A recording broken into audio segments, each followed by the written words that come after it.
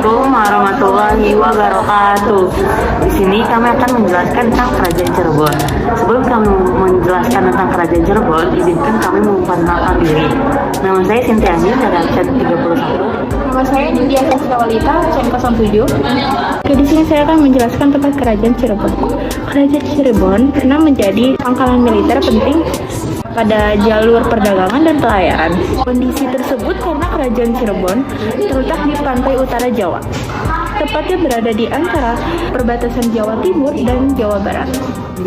Kerajaan Cirebon berdirinya Kesultanan Cirebon, merupakan kerajaan Islam pertama di Tanah Sunda.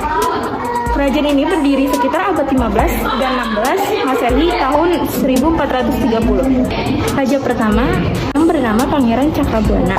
Pangeran Cakrabuana tampil sebagai Raja Cirebon pertama yang memerintah dari Keraton Pangkuwati dan aktif menyebarkan agama Islam kepada penduduk Cirebon. Pendirian kesultanan ini sangat berkaitan erat dengan keberadaan Kesultanan Demak. Lalu ada raja pendirinya yaitu Sunan Gunung Jati. Sunan Gunung Jati adalah pendiri kerajaan Cirebon dan juga seorang ulama dan pejuang Islam yang berhasil menyebarkan agama Islam di wilayah pantai utara Jawa. Beliau juga dikenal sebagai penyebar agama Islam di wilayah Banten. Lalu ada raja-raja yang terkenal. Beberapa raja terkenal kerajaan Cirebon yang berperan penting dalam penyebaran agama Islam di wilayah tersebut yaitu Sunan Gunung Jati, Fathahillah, dan Penembahan Ratu. Selanjutnya saya akan menjelaskan tentang kehidupan sosial budaya Kerajaan Cirebon. Pada kehidupan sosial Kerajaan Cirebon tidak lepas dari adanya pelabuhan, karena Kerajaan Cirebon pada awalnya menyumbang sebuah bandar pelabuhan. Maka dari itu, tidak heran kondisi kerajaan di Cirebon yang terdiri dari beberapa golongan atau kelompok, diantaranya yang ada seperti golongan raja dan keluarganya, golongan elit, dan golongan budak. Kemudian untuk bidang budayanya, pada kerajaan Cirebon memiliki seni keagamaan yaitu upacara Maulid Nabi. Selanjutnya saya akan menjelaskan tentang ekonomi di kerajaan Cirebon.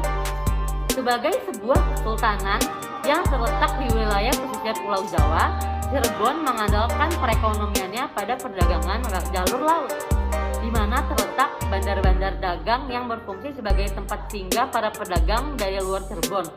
Juga memiliki fungsi sebagai tempat jual beli barang dagangan. Selanjutnya ada peninggalan kerajaan Cirebon. Yang pertama ada Kesepuhan Cirebon. Yang kedua Keraton Kanoman. Yang ketiga bangunan Mandi Pengiri. Dan yang terakhir atau keempat Keraton Suprabon.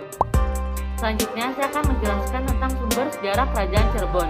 Kerajaan Cirebon adalah kerajaan Islam tertua di Jawa Barat yang tinggalan sejarahnya masih dibilang sangat lengkap, mulai dari istana, masjid, pusaka, naskah hingga kompleks makam raja-rajanya masih dapat disaksikan hingga kini. Sehingga sumber sejarah untuk merekonstruksi sejarah Cirebon terbilang sangat melimpah. Sumber sejarah kerajaan Cirebon berupa naskah diantaranya naskah Carita Purwaka Caruban Nagari, naskah Wangsakerta, naskah Mertasinga, naskah Tangkil, naskah Sejarah Pundit, naskah Cariyos Walang Sungsang, dan naskah Perjanjian. Kondisi kerajaan Cirebon setelah masuknya pengaruh FOC, yakni para sultan tidak lagi mempunyai kebebasan dalam mengatur rakyatnya dan semua harus tunduk terhadap kebijakan FOC. Sekian penjelasan tentang kerajaan Cirebon dari kami.